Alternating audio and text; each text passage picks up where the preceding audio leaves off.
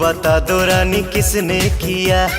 जोखिम जवानी में किसने दिया,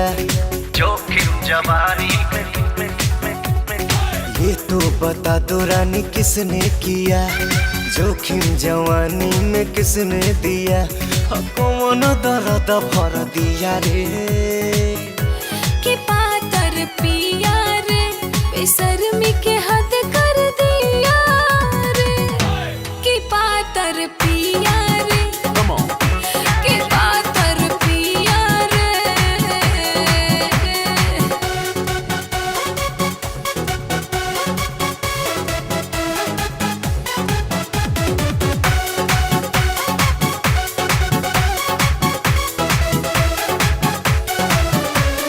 मातला रे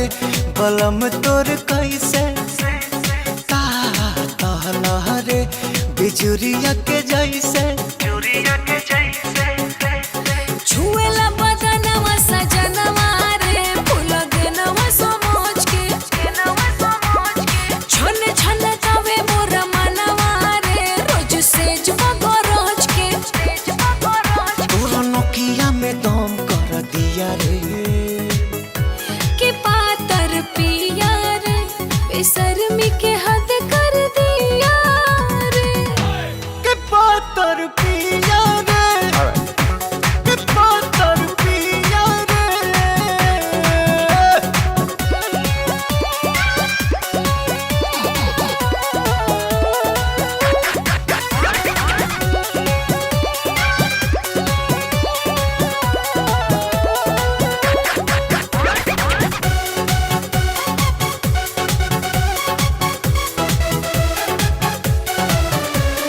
बाम ले लो ना आराम कर देगा, दर्द देहिया के तमाम कर देगा,